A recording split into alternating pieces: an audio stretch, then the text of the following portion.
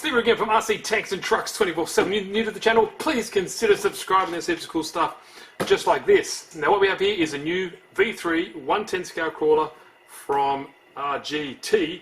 It looks like Suzuki Jimny to me, which is a damn good thing because I certainly do love the Jimny in real life. 110 scale, steel C-type chassis rail. It's got removable battery tray. You can mount it in the front or rear. Full all ball bearings all around. Well, new one-piece axle housing. That's something that's different from the V2 to the V3. Metal spool gear and removable gear cover, so you can always change it up if you'd like. 45-degree steering angle, which is great. Positive Ackerman, CVA universal metal drive shaft. Now it's got a 40 amp ESC 4-channel receiver, and I believe FlySky and Hobbywing have jointly made that system, which is cool. 4-wheel drive, telescopic drive shaft, nickel-plated heavy-duty drum, steel links, 1.9 bead-lock wheel. Let's not waste too much time. I do believe it's got some nice LEDs and stuff in there as well, which is sweet. Now RGT, I believe, made some pretty decent stuff. I've reviewed a few of them in the past, and I have no issues with them, as long as the parts are available, which is always the the pain for some of these cheaper cars. But as long as they're available, that's the main thing. 4AA batteries, nothing much to see there. With all these switches and all these doodads up there, you know, basic steering trim, throttle trim, steering dual rates, steering and throttle reverse switches, and something else there I haven't seen before, like a little dip switch, but we'll find out what that means later on. Instruction manual and stickers. There are, well, it is with FlySky and Hobbywing, so it does have legitimate stickers there. Center caps, some extra screws it looks like, and also some wiper blades. Now it does come in several different colours. Obviously I have this colour here, which is like the army green, I guess you could call it. I don't go chucking the box out because there is the included, well, because it's ready to run, battery charger. Alrighty, check out this. How cool does that look? Now I don't think it's actually licensed by Suzuki, but they've done a damn good job of replicating it. Stumpy little thing. Who doesn't love them? And what's cool about this is there's no body clips up top, you know, because you've got a beautiful realistic body, but then you've got these huge ass body clips that are up the top, and they're underneath the body just here, so you can just pull them away with man hands. But we'll get that out of the way, just like that, and you should be able to lift it up. I love that hinge system, just like that. But obviously you need to be careful of lifting it or yanking it too much, because you will tear. Well, not necessarily tear, but unplug all those lights, and there is a plethora of lights in there. Check out that junction of lights. So you've got ones in the back for the rear, we've also got some for the front as well. Looks like there's more than just one set in the front, but that's kind of cool. Let's have a look at the included battery. Basic nickel metal hydride, 7.2 volt, 1500 milliamps. Yeah, that'd be good for, you know, 10 or 15 minutes. But I do believe you can use this ESC, we'll be able to use LiPo battery as well, so that's cool. It does have a Dean's plug, but standard stuff here. You can place the battery at the back there if you want, or as it is stock up the front. Plastic shock towers, coilover shock design, oil filled. They are plastic, but they'll do the job. The servo, flip around, is mounted on the top of the axle there. Metal steering components there. Metal links or nickel plated, classic 4-link suspension, kind of combination of plastic universal, or sorry, telescopic drive shaft with metal at the end, metal yokes and all that kind of cool stuff, metal drive shafts there and there. Plastic skid plate, metal chassis. I think it's just the plastic pumpkin, which you can remove to change it up if you do see fit, if you want to do that.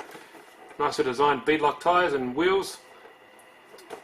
Beadlock wheels, and these tyres feel quite nice, quite squishy. Some nice accessories here.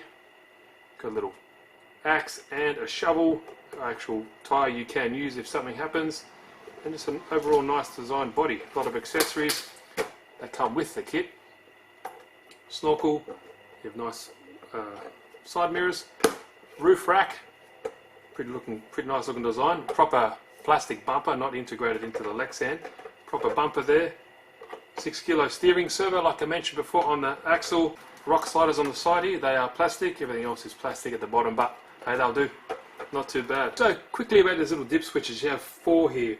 The first one here indicates what mode you're in. So if you all the way to the left, that indicates that you're in just forward, reverse and brake.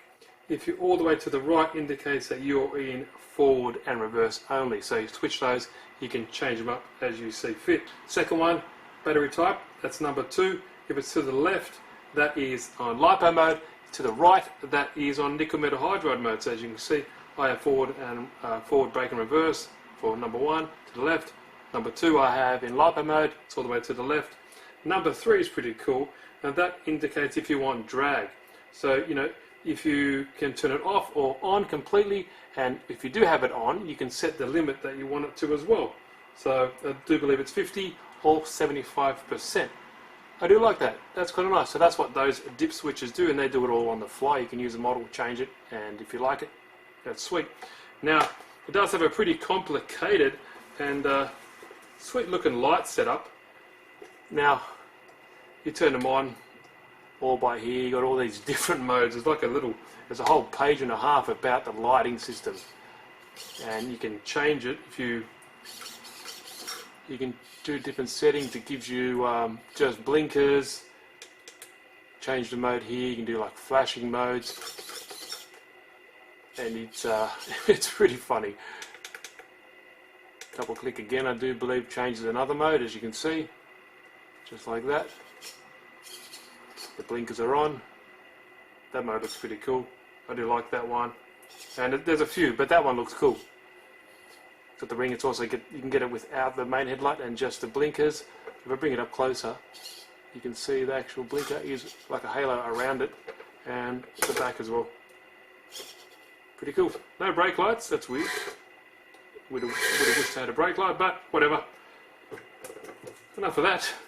Pretty complicated, but once you get the hang of it, it's pretty cool. Let's get the battery charged and give it its first run.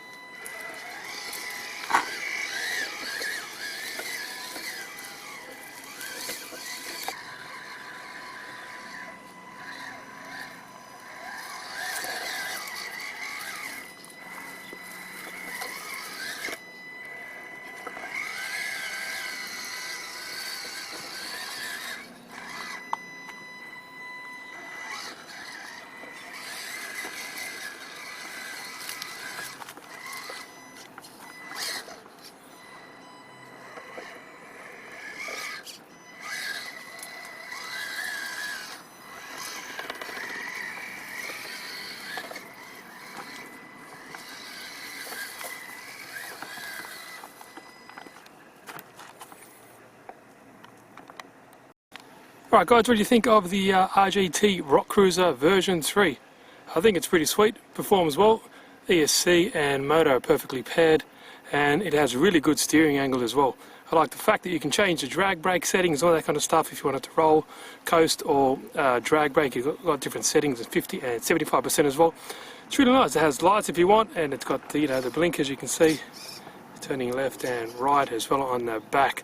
Pretty cool little feature. I love how it looks like a little Jimny, one of my favourite little rock forward drives to date. So if you like the video, give it a thumbs up. Interested, links are down below. But have a good one guys, see you in the next video.